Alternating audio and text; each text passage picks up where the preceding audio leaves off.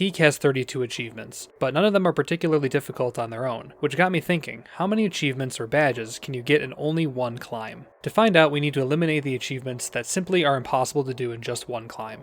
The Bookworm badge requires you to find 8 pages that sit beside each campfire, but with there only being a maximum of 4 campfires per run, that makes this badge impossible. The Happy Camper badge needs 5 morale boosts from campfires, and again with there only being 4 campfires per run, this one's out too. The High Altitude badge requires players to climb 5,000 meters, but with the mountain being just shy of 2,000 meters, you may think this achievement is impossible to do in one run. However, in zones like the Caldera and Kiln, there's no fog forcing you to progress, meaning you could hypothetically climb up and down a wall until you've climbed 5,000 meters. Thankfully, it doesn't quite work that way. I figured out that this achievement only takes into consideration the maximum height or the net height you've climbed, so without bugs, glitches, or mods, you cannot climb to 5,000 meters in one run. Lastly are 2 achievements that are mutually exclusive. I cannot place 500 meters of rope and also not place anything on the mountain. If I choose to ignore the Leave No Trace badge, and instead try to do the Knot Tying badge, I'll get the same number of achievements, but I'm also allowed to use equipment throughout my run. So those are the 4 achievements I can't do in one run. Next are the achievements I can't do for another reason. These badges have one thing in common: they require another player. And with this being a multiplayer game, I feel like it's in the right spirit that I attempt this challenge with a +1. Even though some of those badges will be awarded to another player, I think it's fair to assume that we shared these achievements together. With that in mind, I'll be doing my runs with friend of the channel, Trevor. That means officially I'll be finding out how many achievements a duo can collectively earn in one run.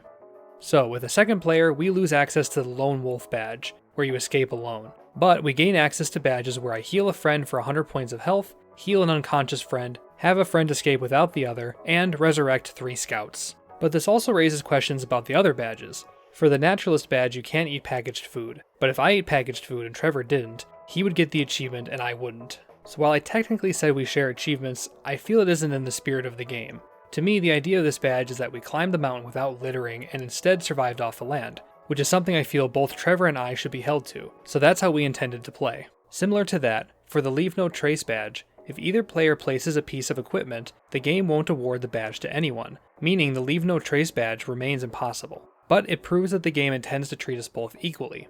The last 2 badges I want to mention are the Bouldering badge, where you have to place 10 pitons, and the Speed Climber badge, that asks you to climb to the peak in under 1 hour. Hypothetically, both of these can be done in one run alongside all the others, but for our run, it's unrealistic. For the Baton badge, it's pure RNG if the map decides to generate 10 pitons for us to place. I assume this badge is meant to be done over multiple runs, but by contrast, the Knot Tying badge requires you to place 100 meters of rope in one run. We intend to search for 100 meters of rope, but the odds of getting the equivalent of 8 spools of rope and 10 pitons in one run is possible, but Trevor and I have lives and we don't want to retry over and over again hoping for the perfect item spawns. On that same vein, hypothetically, all these achievements could be done in less than an hour, but neither of us are speedrunners, so we will concede defeat to this badge as well, so if perfectly optimized, the final number of badges could technically be 2 more. With all that said, that leaves 25 total badges to get, while leaving behind 7, with 2 of those 7 being badges a better player could get. While I won't go over our strategy for every badge right now, the achievements encourage 2 roles. Player 1 is the riskier climber who has to confront the Scoutmaster, take damage, die, and be left behind by Player 2. Player 2 is the safer climber who must conquer the mountain without taking any fall damage or losing consciousness. For these runs, Trevor chose to be Player 1 while I chose to be Player 2. Now let's get into our winning run. The run starts with Trevor and I waking up on the shore. Trevor immediately takes off toward the mountain. If one player is 200 or more meters above the other player, this spawns the Scoutmaster who attacks you for abandoning your friend. Squaring off with him gives Trevor the Mentorship badge. Along the way, Trevor keeps his eyes out for non-poisonous mushrooms. On this particular run, he found 3 of the 4 mushrooms we needed.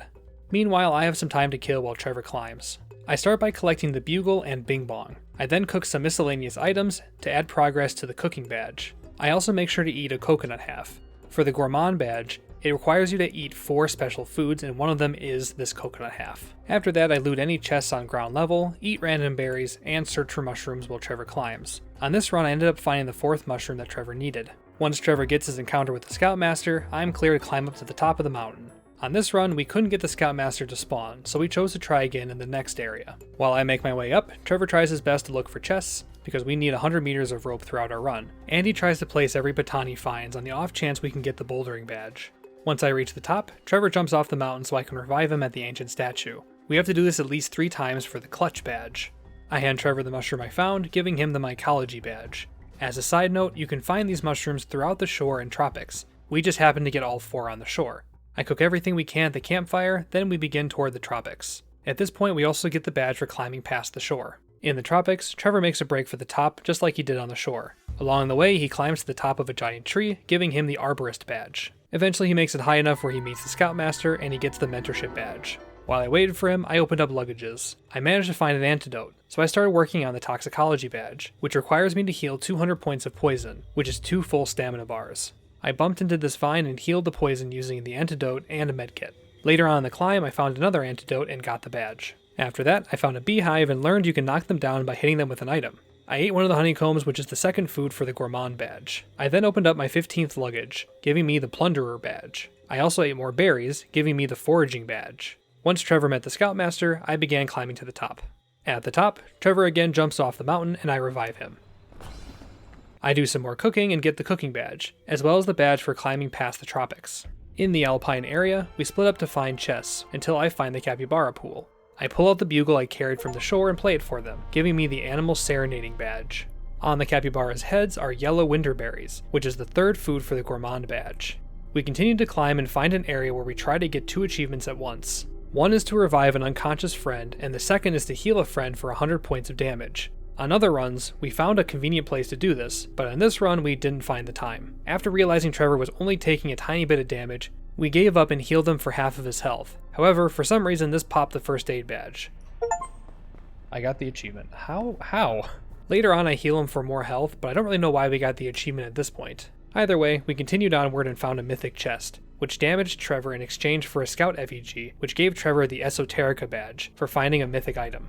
After that, we thought it would be a good idea to use the damage Trevor took, plus the cold to make him fall unconscious, which worked to give me the emergency preparedness badge. But a poorly timed storm and the rising fog made him lose consciousness. This wouldn't have been a big deal because he has to die again anyway, but we realized that he had both of the winter berries and I hadn't eaten one. So in a moment of panic, I ate the berries and left behind both of our backpacks. After narrowly making it out alive, at least the run could continue. I revived Trevor for the 3rd time, giving us the clutch badge, and the badge for climbing past the alpines. In the caldera, we desperately needed to find more rope, so I sent Trevor to try to get a chest we missed, but he couldn't reach it and died trying. Since at this point we had lost so much loot, I took my time collecting chests and filling my inventory with as many eggs as possible. Eggs are also the final food item for the gourmand badge, so the last requirement is to simply escape the island. After reaching the end, I revived Trevor and got the achievement for climbing past the caldera. We gathered up our loot and made some uncomfortable decisions considering only I had a backpack left. We loaded up my backpack with food and took what we needed for our last achievement short of reaching the peak. The rest we left behind. Trevor unspooled the leftover rope, reaching the 100 meters needed for the knot tying badge. We entered the kiln and found a good spot for the endurance badge, which requires you to climb 50 meters without touching the ground. Since we can't use lollipops and energy drinks, we found that using a couple spools of rope and 1 baton can give you the achievement. After that, the only thing left to do was reach the peak. We began climbing until we reached a point where I couldn't easily pull up Trevor. He was too hungry and lost too much stamina from being revived so many times. One of the uncomfortable decisions we previously made was this. Yeah, I'm just saying, I shouldn't eat any of the food. You should keep it so you get to the top. If we can, you being around is going to be more helpful than just me climbing alone. Not when I'm hungry. Trevor knew that food had to be reserved for me, because it was required that I made it to the peak. After a laughably sad attempt to throw down a rope, Trevor knew it was time to leave the rest to me. Salute. Okay, here I go. There's nowhere to go from here. See ya. I slowly climbed up as Trevor guided me, and finally, I reached the top, awarding me the peak badge. If you remember, I picked up Bing Bong from the crashed plane on the shore. Carrying him all the way up to the top earns me the Bing Bong badge. I light the flare, grab hold of the rope, and escape alone. This gives Trevor the participation badge, which requires a friend to escape without you. I also collect a plethora of other badges I work toward throughout the run. I get the survivalist badge for escaping without ever losing consciousness, even though I got really darn close once. I got the balloon badge for never taking fall damage, the naturalist badge for neither Trevor nor I eating packaged foods, and the gourmand badge for eating those 4 foods and escaping. There you go. All 25 badges we planned on getting. Theoretically, the number could have been 27 if we found the 10 batons and did the whole thing in less than an hour. But we fully admit that we're not willing to grind out those 2 achievements. That being said, despite knowing from the get-go that we were not going to try placing the 10 batons, we still tried. And I'm embarrassed to confess that if we managed our winning run better, we would have gotten those 10 batons placed. At this point, Trevor has placed 6 batons. I place one right here to set up for the endurance badge, and I have a second one in my inventory. After Trevor dies to let me climb unencumbered, the very next platform has 2 batons, meaning if Trevor had placed those 4 batons, we would have gotten the achievement. You can hear the despair in my voice as I realize this. Another pin. Oh no. I hope we don't... Yeah, haha, we would have had 10. You have an achievement in your heart. You're not restarting. Get climbing. Yeah. You have 2 more slots, don't you? Can't you pick up those pins? Yeah, I can. You're right. It just hurts. I think I'm willing to give it up, but we could have had it. Oh man, we could have had it. Oh, it hurts. Oh, it hurts knowing. It hurts the real so bad. achievements are the pittance we made along the way. Yeah, I know. I was completely willing to say that, like, it could happen. You just have to get really lucky. And they'll never know. I don't have to put in that we found this many. Like, they never have to see that we tried this. I'm not planning on putting up the full thing.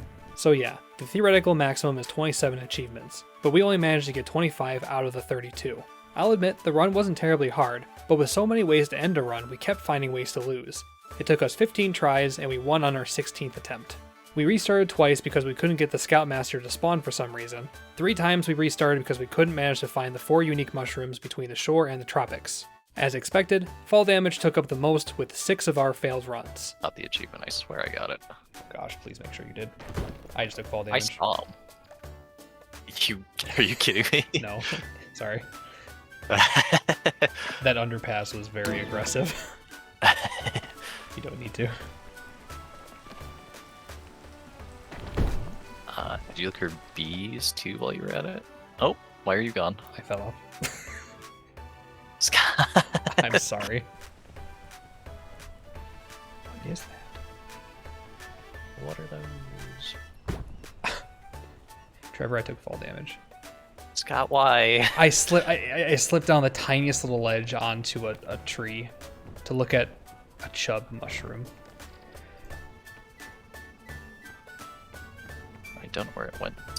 That's unfortunate. Trevor, I just took fall damage. Scott. You'll see. I can show you later. It just... King berries. King of the berries.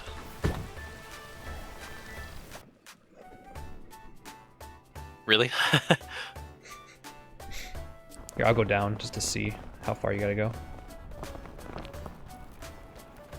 I'm just gonna dump it. Help me. What do you mean? Nothing. I took damage. You really? Yeah, I did. Why? It's an underhang. I'm sorry. You know what? I should have just taken the rope. You're right. And there's a rope right here. I'm sorry. Yeah. I'm very Should've sorry. Just waited for the rope. Yeah. Lastly, we lost 4 runs to jank. On our very first run, we learned that there can be maps without giant trees, which I wouldn't consider jank. It's kind of like diet jank. I don't see any trees. Don't see a big one. Next up, for pretty much no reason, my screen kept shaking like this endlessly and we couldn't get it to stop. Then in this run, I lost Bing Bong. Disappointingly low number of mushrooms.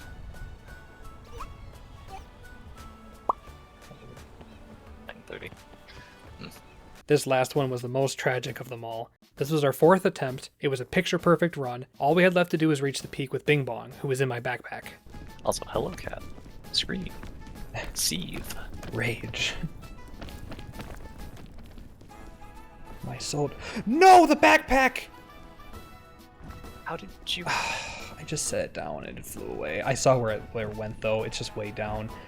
God, why? Why did you set down your back? I just wanted to get some food. I was hungry. Oh my gosh. You really should just ask me to grab it for you. You're right. I'm sorry. It's retrospect. Oh my gosh. Backpack. This is why we carry Bing Bong. It is why we... Well, I mean, last time I carried them and I dropped them too. How far down did it go? It's true. If you happen to be wondering why in our final run Bing Bong is in my number 2 slot the entire run, it's because I was terrified to put him in my backpack after what you just saw. And right before that, I had him in my number 3 slot, and I fat-fingered number 3 trying to hit 4. You know what really sucks? Because my microphone's in the way of my face, sometimes I miss hitting the 4 button, I hit 3. So I pulled out Bing Bong, and I dropped him, and he's gone. My guy. Yeah, he just fell through the floor. So that's how Bing Bong ended up in slot 2, because it was harder to accidentally take him out and lose him to some black magic. So yes, thank you for joining me on this journey. A small part of me hopes that one day I'll see a speedrunning category called 27 badges or something, where people run this and do it in under an hour. So if you're talented out there, get to work. Bing Bong needs you. Take care. Come on, Trevor, you're not stuck in this infinite time loop alone. You're right, I'm not alone. I'm I'm stuck here with the person throwing me back in every Yeah, time. sure am. I have a chub Chub? Nice. and a mushroom. What does that mean? I'll tell you when you're older.